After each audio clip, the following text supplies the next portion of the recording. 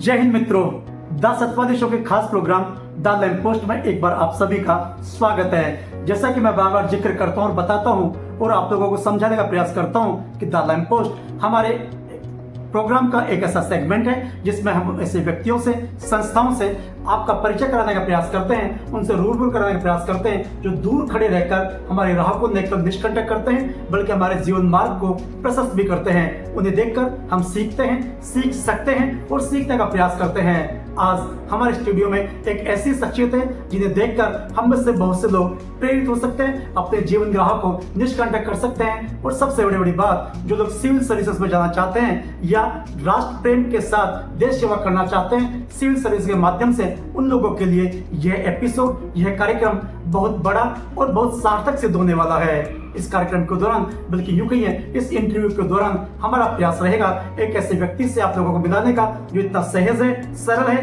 कि आपको यकीन नहीं होगा, आपको यह भी यकीन नहीं होगा कि अपने सहज इतने सरल किसी आईएएस से रूबरू होंगे, वो भी आपके पड़ोस से। जी हाँ, मैं बात कर रहा हूँ सुमेर सिंह जी गुर्जर, जो आईएएस है, लेकिन जब आप उनसे मिलेंगे यूं लगेगा कि आपके किसी पड़ोस के रहने वाले सज्जन से, किसी भाई साहब से, किसी अंकल जी से या किसी परिचित से या किसी पड़ोसी से आप रूबरू हो रहे हैं। आपको कहीं से भी नहीं लगेगा।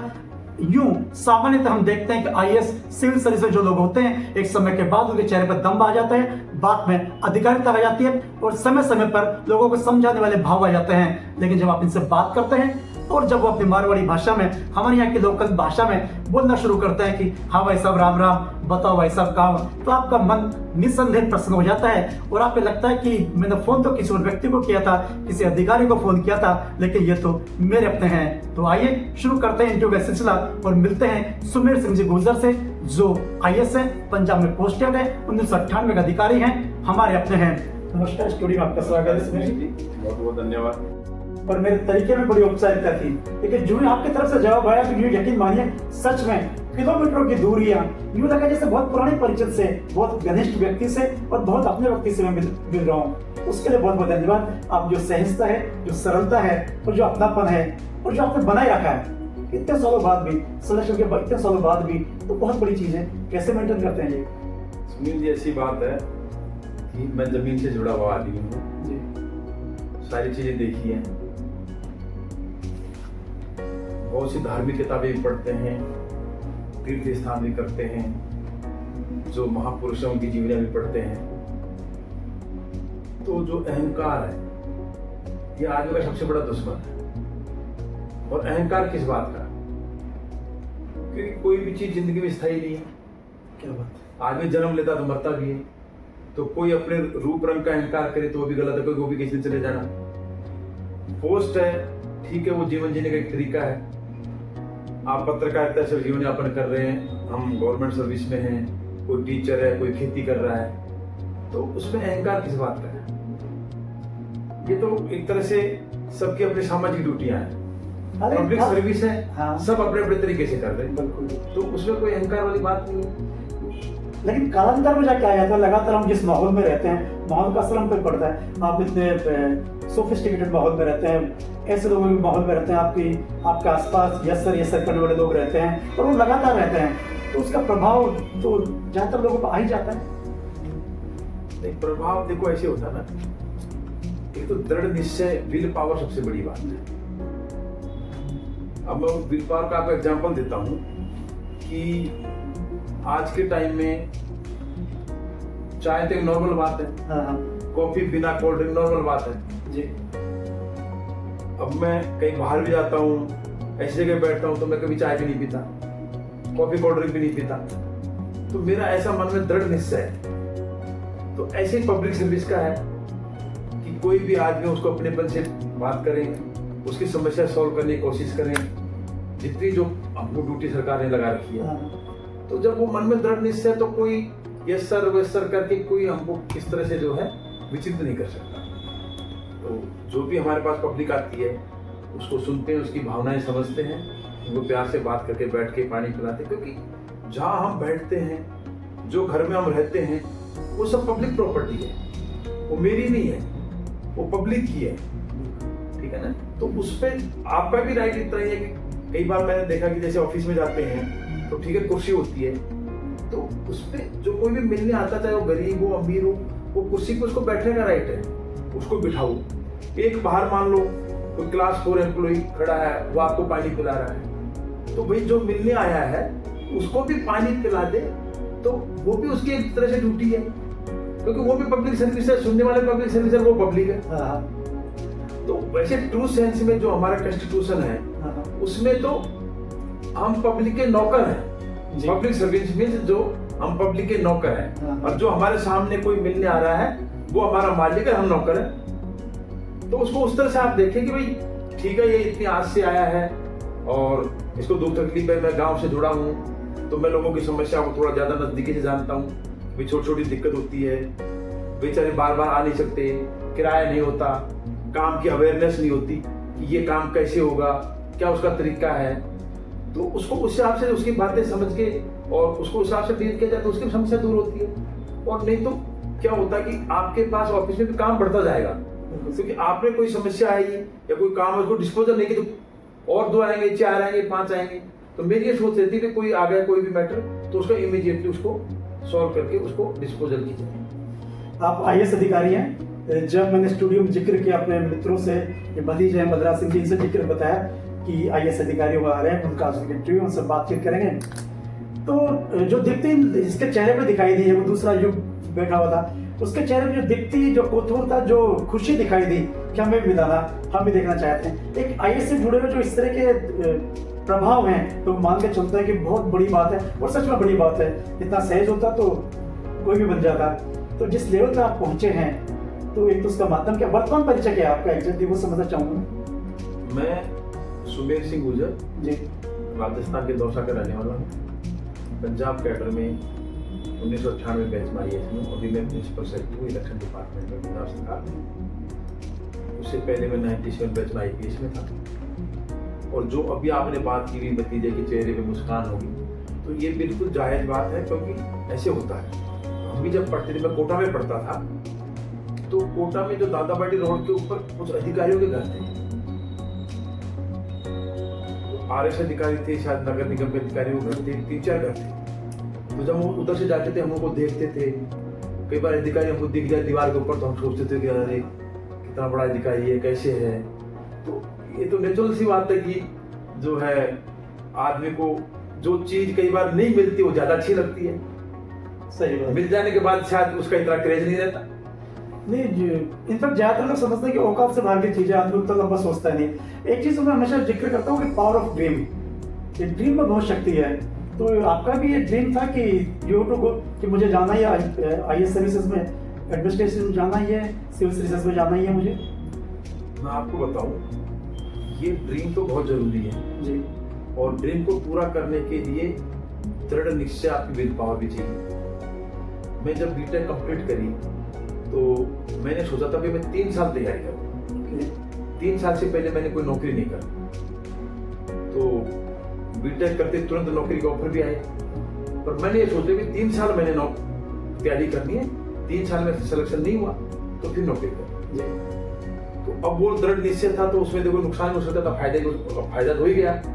तो यदि मैं मान लो इधर नहीं होता, तो मेरे साथ वाले तो मेरे से 3 साल पहले नौकरी लग जाते, और मैं यूनिवर्सिटी टॉपर था, उसके बाद ही मैं तो 3 साल बाद नौकरी लगता। JN की नौकरी उस टाइम इलेक्ट्रिकल में सीधी भर्ती कर लेते थे BTech करती। तो अब वो मैंने रिस्क लिया और अपने थोड़ा दृढ़ निश्चय रखा, तो सफलता मुझे मिल गई। तो किस तरह जल्दी आप सिखला के रहने वाले हैं, यहीं के रहने वाले हैं, और गुर्जर समाज के देश के पहले IAS अधिकारी हैं। हाँ जी, ये बड़ा परिचय है। क्यों, इनफैक्ट गुर्जर समाज को जिस जमाने में आप लगे होंगे, जब आपने शुरू किया होगा, उस समय बहुत ज्यादा शिक्षा का प्रचार प्रसार नहीं था, तो उस समय तो बहुत बड़ी बात थी। IAS बनना ही अपने बहुत बड़ी बात थी। तो किस तरह की जर्नी रही आपकी, शिक्षा दीक्षा कहाँ से शुरू हुई और किस तरह इस मुकाम तक पहुंचे?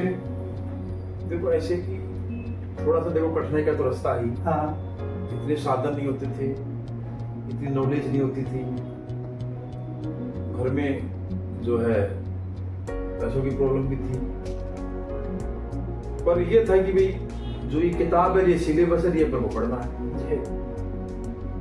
तो मैं उसको जो है, देखो जैसे कि पुलिस में या आर्मी में बार बार वो नहीं करते, प्रिपेयर करते हैं, हाँ, प्रैक्टिस करते हैं। तो जो भी चीज पढ़ते थे उसकी बार बार प्रैक्टिस करते थे। तो जब बार बार आप प्रैक्टिस करोगे तो वो चीज आपको जो है इजी लगने लगती है, चाहे कितनी भी कठिन हो। तो बस ये कहो कोई भी काम हो उसको बार बार प्रैक्टिस करो, बार बार करो तो उसमें परफेक्शन आएगी। तो धीरे धीरे आदमी जो है उसमें परफेक्ट होता जाएगा। तो मैं तो ये देखा कि उसमें अब समस्या ये आती थी कि 12वीं क्लास तक हिंदी मीडियम था, अच्छा, और बीटेक में जाते ही इंग्लिश आ गई। हाँ, तो अब इंग्लिश तो समझ में ही नहीं आई, इंग्लिश की किताबें जी, तो डिक्शनरी रख के मीनिंग देखते फिर उसको पढ़ते फिर करते, तो ये लगा भी फेल हो जाएंगे, बीटेक होनी नहीं क्योंकि मीडियम इंग्लिश आ गया। अच्छा, बीटेक में इतना चैलेंजेस आ गए, मीडियम का फर्क आ हाँ, गया बिल्कुल एकदम। सही बात है। भाई 12वीं तक आपने हिंदी पढ़ी हो, हाँ, इंग्लिश में गांव वाले वैसे ही कमजोर होते हैं, बिल्कुल। और पूरा सिलेबस सब कुछ इंग्लिश में आ जाए, जी, तो फिर मैं फिर ये समझ लो कि 2-3 बजे तक ना पढ़ता, क्योंकि अंग्रेजी समझ नहीं आती थी, तो उसको बार बार पढ़ना पड़ता था, धीरे धीरे समझना पड़ता था। तो मुझे अब जब क्लास में बैठे रहते थे तो जो लोग हैं, जो बच्चे इंग्लिश मीडियम के थे, तो टीचर भी इंग्लिश में बोले, वो ही जवाब दे। अब हमें तो समझ ये नहीं है भाई टीचर ने तो क्या बोला है, ये क्या बोल रहे हैं, जी, क्योंकि इंग्लिश में पूछे, इंग्लिश में जवाब दे, तो हमें तो कुछ अल्ले पल्ले पड़े। हाँ, तो ये हो गया कि भाई फेल हो गए, जी, तो पार एक बीटेक होनी नहीं, तो यार फेल होंगे तो ठीक नहीं होगा भाई, थोड़ी सी मेहनत करें। जी, जी, तो बड़ी मेहनत करी, और रिजल्ट जब आया फर्स्ट ईयर का तो मैं यूनिवर्सिटी टॉप कर गया। क्या बात है, क्या बात है, क्या बात है। हिंदी तो मीडियम फेल होने के डर से, हाँ, डर से मैंने मेहनत करी। जी, जी, अच्छा, वो एक बार जब टॉपर बन गए हाँ। तो आगे से यार अब इसको बना के रखेंगे, मेंटेन करें, इसको मेंटेन करें, तो उस चक्कर में मेहनत करते रहे, तो और अभी बढ़ जाता है, फिर तो एक बार बना कर के देते। लेकिन वो जो मैं विजुअलाइज कर सकता हूँ कि एक गांव का लड़का गांव से उठ के एकदम शहरी माहौल में गया, देखो शहरी माहौल में गया, बल्कि बिल्कुल अलग तरह का माहौल में गया, वे ऑफ कम्युनिकेशन चेंज हो गया कि जो हिंदी में कम्युनिकेट करते थे बल्कि मारवाड़ी में करते थे, एकदम इंग्लिश में आ गए। तो ऐसे टाइम में जो आज के बच्चे हैं, ज्यादातर लोग क्या करते हैं, उनका मोरल डाउन हो जाता है, बल्कि वो छुपते लग जाते हैं। जो बच्चा आगे बैठता था पीछे बैठने लग जाता है, और पीछे फिर बंक करने लग जाता है, जाना बंद कर देता है, स्कूल वगैरह में इंटरेस्ट कम हो जाता है। तो उस जो चैलेंज था वो उसको कैसे आपने ओवरकम किया? देखो, जब कॉलेज में पहली बार गए तो हिंदी बोलना भी नहीं आता था, हाँ, गांव की भाषा बोलते थे। हाँ, फिर धीरे धीरे हिंदी सीखी, और हिंदी हिंदी में वो गांव का एसेंट रहता है, फिर गांव की भाषा आती, हाँ। फिर धीरे धीरे कई सालों में वो हिंदी बोलने की प्रैक्टिस आई।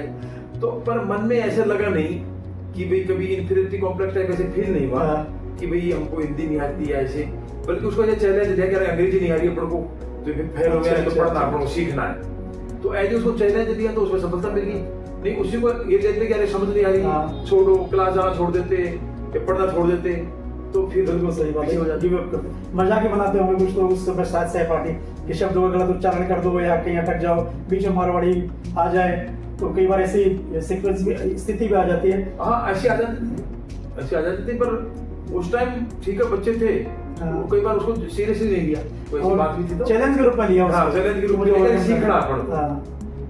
कोई मेंटर भी है जिसको देख के आपने सोचा हो, तय किया हो कि ये तय था कि आईएएस बनना है, नहीं मैंने ये या बताया कोई बढ़िया सर्विस करनी है? भाई ये था कि 3 साल तैयारी करेंगे। मैं देखो, मैं जनरली मेरा सिस्टम क्या है कि मैं ज्यादा लंबी सोचने की होनी, जैसे ना हाँ। मैं 3 साल तैयारी करनी है। मेरा ये रहा कि कर्म करो, फल की चिंता मत करो। क्या बात है। तो मेरा जब 3 साल मैंने तैयारी कर ली है, हाँ। वो ना हो मैंने कभी सोचा, मुझे कभी ऐसी टेंशन नहीं हुई, कभी सोचा नहीं क्या नहीं होगा तो क्या होगा, कैसे होगा, ये कभी नहीं सोचा।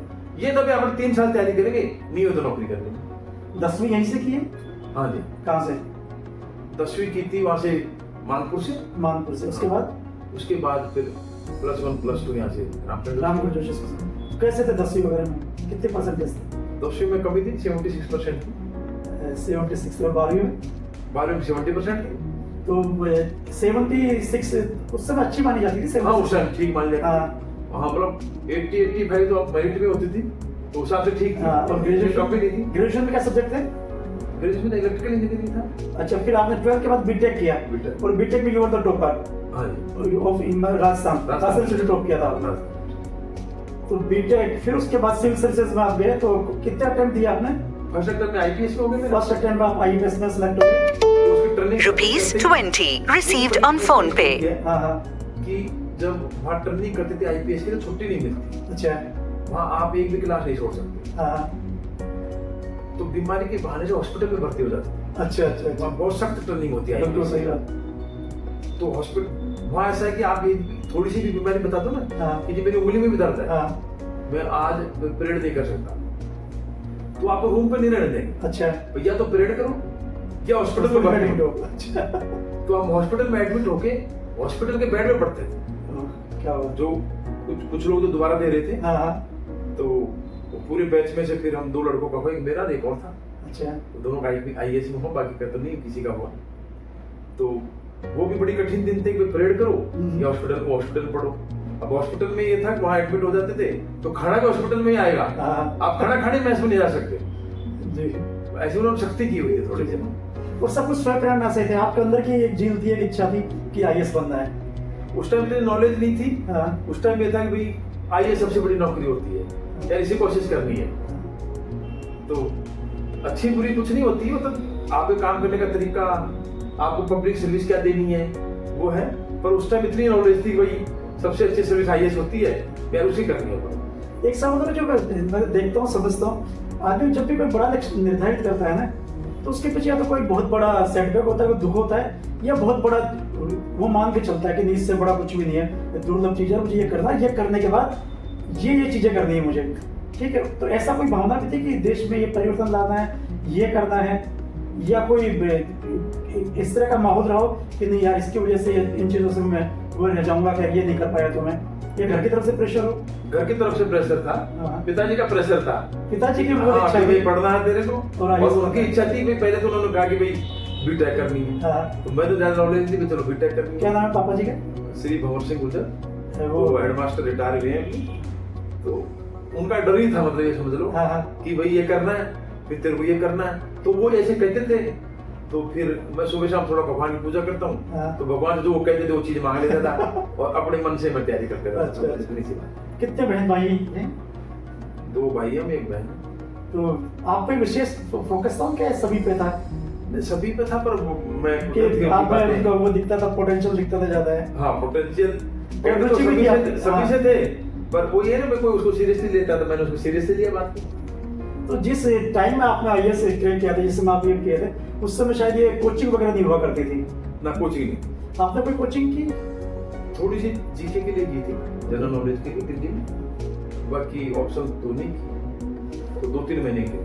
उसमें हिंदी मीडियम उस समय था या इंग्लिश मीडियम ही था? ना, इंग्लिश मीडियम में पेपर दिया था, क्योंकि मेरा जो इलेक्ट्रिकल इंजीनियरिंग मैंने सब्जेक्ट रखा था। हाँ। तो उसकी हिंदी में बुक नहीं आती थी। हाँ सही बात है, टेक्निकल टर्म जो होती है वो इंग्लिश में होती है। तो वो मजबूरी में IAS में भी इंग्लिश मीडियम में रखना पड़ा, हाँ हाँ। क्योंकि हिंदी मुझे किताब नहीं थी। बिल्कुल सही। एक चीज जो बड़ा कौतूहल होता है लोगों को, बड़ा वो भी होता है, इंटरव्यू को लेकर बड़ा हाइप है, चलो ठीक है मैन तो क्लियर कर लिया, और बहुत से लोगों के साथ होता है भी मैन क्लियर कर लेते हैं, इंटरव्यू में रुक जाते हैं। तो इंटरव्यू को लेकर बड़ा लोगों में डर है, और जो परीक्षा है उससे भी ज्यादा इंटरव्यू का खौफ है। तो इंटरव्यू आपका किस तरह का हुआ था, क्या रहा था उसमें खास? ऐसे नहीं था बेसिकली, जैसे ये करीब, अभी मुझे पता नहीं एग्जैक्ट नंबर कितने हैं, हाँ। शायद 21-2200 के करीब का तो रिटर्न पेपर होता है। अच्छा। और 200 नंबर का इंटरव्यू होता है। हाँ। तो टोटल 2400-2500 करीब नंबर हो गए। जी।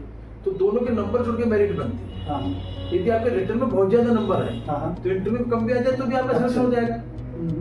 तो ऐसा नहीं है कि भाई इंटरव्यू कोई अलग चीज है कि 2100 के मान लो पेपर है, हाँ। तो वो तो लिखित का है, और 200 इंटरव्यू का है। तो आपके लिखित में ज्यादा आ गया तो इंटरव्यू कम भी आ जाए, बिल्कुल सही। कोई फर्क नहीं। अब वो क्या कि लिखित में कई बार कम नंबर होते हैं, फिर इंटरव्यू में कम होते हैं, तो वो फिर जब हाँ। मेरिट बनती है तो उसमें 12 हो जाते हैं। इंटरव्यू के लिए 3 गुणे के करीब पास करते हैं। अच्छा अच्छा, ठीक है। ना? तो अब वो 3 गुणे मान लो आपका लास्ट में है, हाँ। और वो इंटरव्यू में कम नंबर आए, तो वो फिर जब 3 में से 1 रखेंगे तो निकल जाओगे बात। तो इसलिए ऐसा कोई इंटरव्यू को डरने वाली बात नहीं है। तो मैं तो लिखा था उसका बेटे 2100 नंबर का है, और इंटरव्यू 200 नंबर का है। इंटरव्यू में सवाल ऐसे जनरल किस तरह का है? या कोई ऐसा सवाल ही पूछा था आपसे कि जो लगा कि कहीं अटैक या पेपर टाइप का? नहीं, देखो उनका उद्देश्य क्या रहता है, क्या तय करना उनका चाहते हैं? उद्देश्य ये होता है, इंटरव्यू का एक तो कॉन्फिडेंस देखते हैं, अच्छा। दूसरा आप किसी क्वेश्चन का कैसे रिप्लाई देते हो। ओके। आपको नहीं भी आता तो हाउ टू से नो, ओके ओके ओके, वो भी एक तरीका होता है, वो भी वो देखते हैं। हाँ।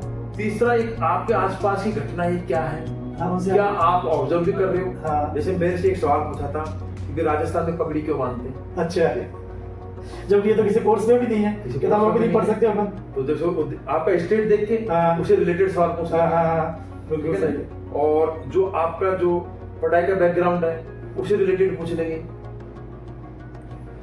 अब मुझे एक और पूछा था हाँ हाँ कि जी राजस्थान में डेजर्ट क्यों है, हाँ तो आम अपना के आसपास समुद्र नहीं है, हाँ, तो जो सहारा डेजर्ट है अफ्रीका में वो तो समुद्र के किनारे ही है, हाँ, तो फिर वहां क्यों है। सही बात है। ये तो बड़े सच में टिपिकल क्वेश्चन है। हाँ, इस तरह की बातें पूछते हैं। क्यों जो पगड़ी क्यों बांधते हैं, ये तो हाँ। उस समय तो किसी कोर्स का हिस्सा नहीं था, कभी पढ़ा नहीं है। उस तरह की आपकी जो हॉबीज हैं हाँ। उनसे रिलेटेड सवाल पूछ लेते हैं। तो मतलब आप कैसे एक्सप्रेस करते हो, कैसे बोलते हो, कैसे रिप्लाई करते हो, नहीं भी आता तो ना कैसे करते हो, हाँ, बेसिकली। बिल्कुल सही बात। कितनी देर का होता है जो इंटरव्यू होता है? मोर और लेस जब 20 मिनट से 30 मिनट। ओके, उसमें अलग 4-5 लोग वो होता है। 5 का बोर्ड होता है, हाँ, एक यूपीएससी मेंबर होते हैं और 4 अलग अलग फील्ड के एक्सपर्ट वो बुलाते हैं। उस समय इस तरह क्वेश्चन भी होते हैं कि मान लीजिए आपका सिलेक्शन होगा, उसके बाद आप कैसे करोगे, इस तरह के होता है कि क्या वे वर्किंग रहेगी आपकी? पूछ सकते हो, वो तो कुछ ही पूछ सकते हैं। सही बात है। ठीक है ना, वो तो बेसिकली पर्सनल जजमेंट उनका हाँ पर्सनल मेन मोटो रहता है। तो वो तो देख के जो भी विचार मन में आ जाए, हाँ, ठीक है ना, तो वही पूछ रहे, बिल्कुल सही। कुछ ही पूछ सकते हैं। तो नए बच्चे जो आईएएस की तैयारी कर रहे हैं, वो किस तरह किन किन बातों का ध्यान रखें? वो ये बड़ा किताबी क्वेश्चन है लेकिन जरूरी है। देखो ऐसे है कि एक तो मैंने बताया दृढ़ निश्चय, हाँ, विल पावर और ईमानदारी। ईमानदारी घर वालों के प्रति भी, हम जिस काम के लिए आए हैं घर वालों ने पढ़ने भेजा तो 100% टाइम को हमने उसमें यूटिलाइज करना है। ऐसे नहीं कि घर वालों ने पैसे दे रखे हैं, ठीक है ना, आप इधर उधर घूम रहे हो, टाइम अपना वेस्ट कर रहे हो, ठीक है ना। एक कहावत है कि भाई जिंदगी में सुख और दुख दोनों हैं, पहले दुख ले लो तो बाद में सुख ज्यादा मिलेगा, बिल्कुल सही। और पहले सुख ले लो तो फिर दुख ज्यादा मिलेगा। हाँ, तो ये सोच के कि भाई ठीक है, 1-2 साल यार अपनी मेहनत पूरी उससे करो, जी, पूरी लगन से करो, और तो उसमें सफलता मिलेगी। पर उसमें ऐसे नहीं कि भाई एक बार किताब पढ़ दी, हाँ सिलेबस तो पूरा हो गया, ठीक है ना। तो एक बार को कितना बड़ा सिलेबस होता है कि उसको आपको 10-20 बार रिवीजन करना पड़ता है, जी, तब याद रहेगा। जो आम पेपर होते हैं बीए में या ग्रेजुएशन में ना, उसका करीब 3 गुना पेपर होता है वो, अच्छा, बड़ा इतना लंबा पेपर होता है। तो कहने का मतलब आपको तो क्वेश्चन देखते आपका हाथ चलना चाहिए, सोचने का टाइम नहीं होता। जी। इनफैक्ट हमारी ये जो अपनी सनातन संस्कृति है जिससे हम सभी जुड़े हैं, उसमें 2 चीजें होती है, कर्म और आध्यात्म। ठीक है, कर्म और तकदीर, ये ठीक है। ये बोलते हैं कि तकदीर होगा तो हो जाएगा, और कर्म को बहुत ज्यादा महत्व नहीं दिया जाता। ये देते हैं लेकिन यूं मानते हैं कि सब कुछ करने के बाद भी अगर तकदीर में होगा तो होगा। तो इस संदर्भ में आपकी क्या थ्योरी है? कर्म कितना महत्वपूर्ण है और जो डेस्टिनिटी है? नहीं, दोनों ही है। मैं आपको बता देता हूँ जी, कि 300 नंबर का एक ऐसे होता है, शायद 200 होता है, 300 अब थोड़ा बदल दिया।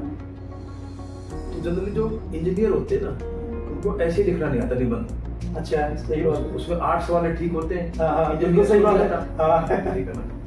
तो कर्म और आध्यात्म दोनों जरूरी है। हाँ, कि तो मैं जब आईपीएस में था बना, हाँ, और फिर आईएएस बना, तो दोनों बार कुदरती, हालांकि मैंने बहुत सारे ऐसे पढ़े थे जी, पहले किताबों में से, इनमें से, पर दोनों बार वो ऐसे आया जो मैंने एक बार तो कम से कम पढ़ा था। अच्छा, जनरली ऐसे का टॉपिक पढ़ा हुआ आने के बहुत रेयर चांस है। तो थोड़ा सा पढ़ा था तो वो पॉइंट याद आ गए देख के, हाँ, तो बढ़िया लिख दिया तो ठीक नंबर आ गए। तो अब वहां डेस्टिनी भी है, पर कर्म ये है कि भाई आपने मान लो 100-200 ऐसे पढ़े हैं, हाँ, तो उसमें से एक वो भी आ गया।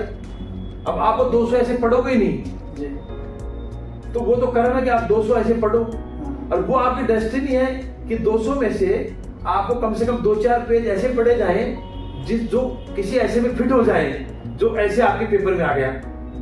वो आध्यात्म है, डेस्टिनी है। जी। तो कर्म के साथ ही वो लिंक है, जितनी मेरी सोच। नहीं, मुझे इनफैक्ट आपसे मिलने से पहले और इस इंटरव्यू से पहले हमारी जो जर्नी इंटरव्यू की, उसी में बात मुझे निकल के आई, ये समझ में आया मुझे कि आपका, चूंकि आप तो सक्षम है हर तरह से, एक जो आईएएस अधिकारी होते हैं वो सक्षम होते हैं, ये मान के चलते हैं कि सब कुछ उनके हाथ में है, किसी की तकदीर चेंज कर सकते हैं, कि किसी के जो जिलाधीश होता है आप तो उनसे भी ऊपर है, कलेक्टर जो होते हैं वो पूरे जिले के लोगों की तकदीर चेंज कर सकते हैं, उनके साइन से एक आदेश से आप तो उससे ऊपर है। इन सब बातों के बावजूद आपके जो आध्यात्म में रुचि है और विश्वास है वो मुझे ताज्जुब में डालता है कि कमाल है। हम लोग तो सोचते हैं कि यार सब कुछ थोड़ी सी पावर आ जाती है तो मुझे लगता है कि वी आर द बॉस, हम कुछ भी कर सकते हैं। उसके बावजूद आप में जो मूल धारणा ये है, जो विश्वास आध्यात्म में, ये बड़ा ताज्जुब भरा है। देखो मेन जो है अपनी संस्कृति, जी आप अपनी संस्कृति बना के रखोगे, संस्कृति में रहोगे, संस्कृति की पालना करोगे, ठीक है ना, जमीन से जुड़ के रहोगे, तो फिर आप पब्लिक सर्विस भी अच्छी कर सकते हो। मान लो मैं कहीं बैठा हूं, कोई मेरे पास किसी काम के लिए आया, मैं आध्यात्म नहीं हूं या अपनी संस्कृति से नहीं जुड़ा हूं, तो मैं उसके प्रति इतना संवेदनशील नहीं हूंगा, क्योंकि ये अपनी संस्कृति ये सारी चीजें सिखाती है कि आप कोई गरीब आया है उसकी मदद करो, ठीक है ना, वो कहते हैं ना हारे का सहारा बनो, मतलब ये सब संस्कृति में लिखा है, आध्यात्मिक चीजों में लिखा है। तो यदि मैं वो चीज नहीं होगा तो मैं उसके प्रति संवेदनशील नहीं रहूंगा, उसकी समस्याओं के प्रति मैं इतना जब संवेदनशील नहीं रहूंगा तो मैं उसकी दूर करने की इतनी कोशिश भी नहीं करूँ। इसलिए यदि आध्यात्म है तो वो आदमी ज्यादा संवेदनशील होगा, लोगों की समस्या को समझेगा, वो समझेगा कि यार ये आदमी कितना दुखी होगा और मैं जो है पूरी अपनी कोशिश करूं कि उसको दूर करने की, तो उसमें पब्लिक सर्विस इफेक्टिव दे सकते। संवेदनशीलता आपने बहुत अच्छी बात बोली। पब्लिक सर्विसेज में संवेदनशीलता सबसे बड़ी चीज है और मूल भावना अगर संवेदनशीलता आप में है तो आपके सारे काम सही होंगे, आपका जो मोटो है वो पूरा हो जाएगा। आईएएस बनने से पहले और बनने के बाद क्या अंतर फील किया आपने? कि एक तो आईएएस बनने से पहले आपके दिमाग में पिक्चर होगी इस तरह का आईएएस होते हैं, उनका वे ऑफ वर्किंग इस तरह का होता है, तो फिर जब आप बन गए, जब अपने सिस्टम में पहुंच गए तो क्या अंतर है? एक तो ड्रीम होता है, एक रियलिटी होती है। जब ड्रीम होता है तो शुरू में तो ज्यादा अच्छा लगता है, शुरू में तो लगता है कि भाई एक नई चीज, जिसके बाद एक सपना था वो पूरा हो। फिर जब आप जाते हैं एक्चुअली काम करते हैं जी, फिर आपको लगता है कि ये तो अपनी ड्यूटी है जी, ठीक है ना। फिर वो इस तरह की फीलिंग मन में नहीं रहती कि पता नहीं क्या बन गए, कैसे बन गए, तो मेरे मन में तो नहीं रहती। फिर तो लगता है कि सुबह अपने जाना ऑफिस में, ठीक है, ये अपनी ड्यूटी है, अपने करना है। तो जो सिलेक्शन होते टाइम जो एकदम फीलिंग आती थी ना कि भाई पता नहीं क्या बन गए, कितने बड़े बन गए, ठीक है ना। जब एक्चुअल सर्विस करते तो फिर मैं फील करता हूँ कि ठीक है, तो अपनी पब्लिक सर्विस है, अपनी ड्यूटी करना है। हाँ, उसमें थोड़ा अच्छा ये लगता है कि कोई भी एक आदमी है जिसको जरूरत है, जो कि बेचारे को कहीं कोई मान लो किसी तरह की तकलीफ है, तो उसको दूर करने की पोजीशन में मैं बैठा हूं, तो ये थोड़ा अच्छा लगता है कि परमात्मा की कृपा है कि भाई एक ऐसी जिम्मेदारी दी है, कि एक सामाजिक ड्यूटी दी है कि एक किसी की कोई गरीब हो या किसी जो जिसको क्या कहते हैं कि ऐसा ही है मदद, हाँ ऐसा है, उसकी मदद की जरूरत है और वो मैं करने में सक्षम हूँ। मेरी ऐसी ड्यूटी, सरकारी चलो ड्यूटी है, पर एक परमात्मा की तरफ से मेरी ऐसी ड्यूटी लगी है। बड़ी अच्छी बात है। लेकिन मुझे 15 साल हो गए पत्रकारिता में और ब्यूरोक्रेट से आईएएस अधिकारियों से मैं मिलता रहता फ्रिक्वेंटली। एक लेवल पर जाने के बाद आप तो आईएएस अधिकारी हैं, फिर भी बैंक के जो कर्मचारी होते हैं, बैंक के जो अधिकारी होते हैं, या सरकारी सेवा में या सिस्टम में जो लोग होते हैं, वो रोबोटिक हो जाते हैं। मान कि जैसे मैंने कहा कि सर मेरे यहाँ पानी नहीं आ रहा, मैं अगर झूठ बोलूंगा तो उनके रिएक्शन और उनके दिमाग में वही पिक्चर कि पता ही सच बोल रहा, झूठ बोल रहा है। एक सच में परेशान है कोई आदमी कि मेरी समस्या है, उसके प्रति भी वही सोच रहती है, यानी कि रोबोटिक सोच हो जाती है। तो क्या ऐसा है आप लोगों के साथ? ऐसा एक कालांतर में जाके लंबे समय में जाके ऐसा हो जाता है? कुछ लोग ऐसे हो सकते हैं, मैं तो ऐसा नहीं हूँ। उसके लिए देखो, जो संवेदन होगा ना, संवेदनशील आदमी होगा, वो आदमी ऐसे नहीं सोचेगा। जो संवेदनशील नहीं होगा, जो पब्लिक के प्रति इतनी सहानुभूति नहीं होगी, वो अफसर है, ऐसे भी है, ठीक है ना। तो वो क्या करते हैं कि जैसे कि ऐसे भी अफसर है कि भाई आपने एप्लीकेशन दी, एप्लीकेशन नीचे मार दी, फिर नीचे वाले नीचे कर दी, नीचे वाले नीचे कर दी। और ऐसे अफसर भी हैं कि आप गए, ये काम है, तुरंत फोन किया, यार ये काम क्यों नहीं हुआ, ठीक है ना, ये दिक्कत जाके देख, मैं ऐसे करता हूँ। क्या बात, मेरी थोड़ी ऐसी वर्किंग है। ये बहुत अच्छी बात है। इनफैक्ट जब कोई भी व्यक्ति, आम आदमी जब है ना किसी आईएएस अधिकारी तक पहुंचता है, तो ये मान के चलता है, पहली बात तो आने से पहले 3 बार सोचता है, बहुत टाइम लगता है कि वो मान के चलता है कि बड़े अधिकारी होंगे, बड़े साहब होंगे, कि वहां तक पता नहीं मेरी बात, हाँ प्लीज ले लीजिए फोन। भाई साहब, 5 मिनट। कितना टाइम हुआ बेटा? 5 मिनट में आया भाई साहब। 27 मिनट हो गए, कर दो। ओके, हमारा इंटरव्यू कंटिन्यू है। साहब का कोई फोन आया, इनके भी अपने कमिटमेंट्स हैं कि जाना नहीं था। इनफैक्ट हमारी इच्छा रहती है आपको मैक्सिमम चीजें, मैक्सिमम बातें, आपके मैक्सिमम कंसेप्ट दूर कर पाएं, हम आपको समझा पाएं कि आईएएस अधिकारी क्या होता है, किस तरह का जीवन होता है, किस तरह की सोच होती है और सोच किस तरह धारा प्रवाह आगे बढ़ती है। इसलिए इंटरव्यू लंबा चल रहा है, लेकिन इनकी भी अपनी मजबूरियां हैं, फिर भी हम कोशिश करेंगे थोड़ा टाइम, मुश्किल से हम लोग 10 मिनट हाँ, कोई लेंगे बात ताकि लोग जो इनफैक्ट आपके लिए आईएएस होना बहुत बड़ी बात नहीं है, लेकिन मैं जानता हूँ जो लोग इंटरव्यू देख रहे हैं, जो देखेंगे, जो आपसे सबक सीखना चाहते हैं, सीख लेना चाहते हैं, उनके लिए ये बहुत महत्वपूर्ण लम्हा है। तो ये 10 मिनट उनके लिए हो सकता है, जो उनके 2 साल कम कर दें, 5 साल कम कर दें, उनकी जो मेहनत है उसकी अवधि कम कर दें। तो प्लीज इस एंगल से हम लोग बात कोई करते दिक्कत रहेंगे। कोई दिक्कत। तो जो रोबोटिक सोच थी वो आपने क्लियर की, वो अध्यात्म से भी जुड़ दी। अगर आप अध्यात्म से जुड़े हो, सहनशीलता है, संवेदनशीलता है, तो रोबोटिक सोच आपकी नहीं रहेगी। दूसरी बात, पॉलिटिकल प्रेशर बहुत आता है, मैं देखता हूँ। आप अच्छे इंसान हैं, बेहतर काम करना चाहते हैं, मदद करना चाहते हैं, लेकिन पॉलिटिकल प्रेशर आप जिस लेवल पे उससे बहुत ज्यादा आता है, तो फेस करते हैं इस तरह। देखो ऐसे है,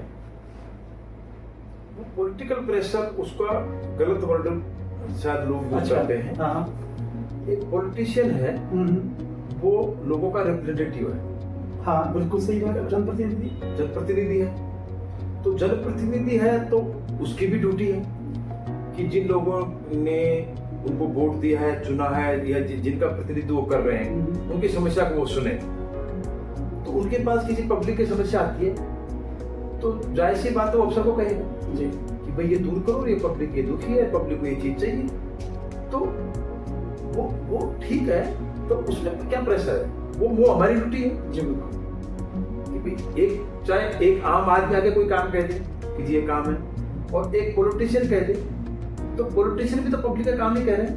लेकिन कई बार नाजायज भी प्रेशर होता है, इस तरह के सुनने पढ़ने के प्रकरण आते हैं। नहीं, ऐसा जो है मतलब उसका देखो, उसका है कि उसका अलग अलग देखने का नजरिया, परसेप्शन देखने का ना, कि उसको हम जो है नाजायज नहीं कह सकते। कई बार ये जरूर आता है कि कोई भी काम है उसको जल्दी किया है, जी जी। अब उसको आप प्रेशर फील करो, तो उसमें प्रेशर क्या, ठीक है हमारी ड्यूटी है कि भाई जैसे कहीं पानी नहीं आ रहा, हाँ, तो अब मान लो रात को पानी नहीं आ रहा, या 4 दिन से पानी नहीं आ रहा, रात के 10 बजे पता लगा कि पानी नहीं आ रहा, जी। तो अब किसी पॉलिटिशियन का, राजनेता का फोन आ गया कि जी उस गली में पानी नहीं आ रहा। अब उसको यदि आप ऐसा मानते हो कि जी ये पॉलिटिकल प्रेशर है, यार रात में कैसे, यार बड़ा प्रेशराइज किया है, भाई वो जो पब्लिक प्यासी मर रही है, जिसको पानी नहीं आ रहा, आप वहां रह के देखो तो पता लगेगा उसके लिए क्या दिन क्या रात, तो उसको ऐसा प्रेशर क्यों मानते हो? ये तो ये समझो कि वहां फोन ही क्यों आया कि वहां 2-3 दिन से पानी क्यों नहीं आया। बिल्कुल सही बात। आपने इतना होमवर्क होना चाहिए, आपका दूसरा फीडबैक होना चाहिए, आदर्श स्थिति तो वो नीचे फोन ही नहीं आया, फोन ही ना आए, और पब्लिक को इतनी आपने विंडो दी हो कि पब्लिक की कोई दिक्कत हो तो आप इमीडिएटली बताएं। ऐसा नहीं तो पब्लिक बाहर जा रही है और साहब ने पर्चे का सिस्टम किया, साहब बैठे हैं, एप्लीकेशन नीचे मार कर, तो फिर पब्लिक तो कहीं जाएगी, फिर वो नेताओं के पास जाएगी। तो यदि उस काम को नेता कहते तो पब्लिक कोई प्रेशर नहीं है। वो आपकी है पब्लिक डीलिंग में डायरेक्ट है आप? ओके, तो आपने क्या सिस्टम कर रखा है उसमें? कोई भी आके मिल सकता है वर्किंग आवर्स से? कोई भी विजिटिंग आवर्स से? कोई भी आके मिल सकता है, कोई पर्ची वाला सिस्टम नहीं, कोई भी आए उसको। पॉलिटिक्स का जिक्र है अभी अब पिछले वाले सवाल में। इनफैक्ट हमारे यहाँ पता नहीं क्यों लोगों की एक धीरे धीरे धारणा बनती जा रही है, नई पीढ़ी के जो बच्चे पॉलिटिक्स को बहुत ज्यादा यूँ मानते हैं कि पॉलिटिक्स दलदल है, पॉलिटिक्स गंदी चीज है, पॉलिटिक्स को लाइक नहीं करते हैं। मान लो पॉलिटिक्स में आता पढ़ा लिखा समझदार आदमी, जिम्मेदार आदमी, इस ध्येय के साथ आता है कि मैं समाज को अच्छा मैं मैसेज दूंगा, मंच दूंगा, लोगों की जनसमस्याओं को दूर करूंगा, इस उद्देश्य के साथ आता है। तब भी उसको लोग समझाने वाले मिल जाते हैं कि पॉलिटिक्स आपका काम थोड़ी, कोई डॉक्टर आता है, कोई बड़ा अधिकारी आता है, मतलब पॉलिटिक्स अपना काम थोड़ी है। तो ये मैसेज किस रूप में देते हैं आप? नहीं देखो, पॉलिटिक्स को क्या मानते हैं, पॉलिटिक्स को क्या समझते हैं आप?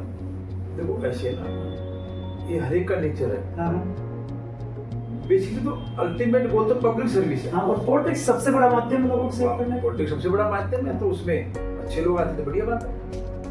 तो उसमें मतलब जो जिन लोगों को कई बार सिस्टम का पता नहीं होता, जी, वो कहते हैं कि ये पॉलिटिक्स गंदी हुआ, उसमें गंदी वाली कोई बात नहीं। बेसिकली पॉलिटिशियन है, वो लोगों के नुमाइंदे हैं और उनको लोगों की सुननी पड़ती है, उनके ऊपर इतना प्रेशर होता है। जी अपन कहते हैं कि जी वो फोन करते हैं, रात को भी फोन करते हैं, क्योंकि उनको पब्लिक रात को फोन करती है। बिल्कुल सही बात। तो वो कहा, वो तो अक्सर तो कहेंगे। तो आप जहाँ भी पोस्टेड हो, जो भी आपका डिपार्टमेंट है, जो भी आपका जो काम करने का जो एरिया है, जो तो उसमें आप ऐसा सिस्टम करें कि ऐसे पब्लिक को परेशानी ना हो। जी बिल्कुल। आप आगे से आगे कोई भी चीज आपके ध्यान में उसको तुरंत ठीक करें।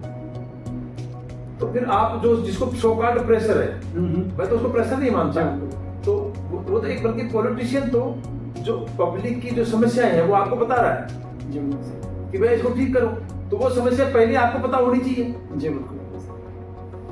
इनफैक्ट आप तो हजारों लोगों के मेंटर होंगे, आपको देख के लोग आइकॉन होंगे, सब मान के चलते होंगे कि आप समाज के दोसा के वो है, आइकॉन है, मेंटर हैं। तो आते हैं फोन लोगों के कि सर मैं भी IAS के बनना चाहता हूँ, तैयारी कर रहा हूँ, हाँ, कुछ मदद कीजिए, क्या करना चाहिए? लोगों के फोन आते हैं, जब घर आते हैं तो लोग मिलने भी आ जाते हैं। जहाँ हम ड्यूटी है वहाँ भी लोग आते हैं कि ये थोड़ा बताओ जी, कैसे गाइड करो जी, कैसे बनना है, क्या बनना है।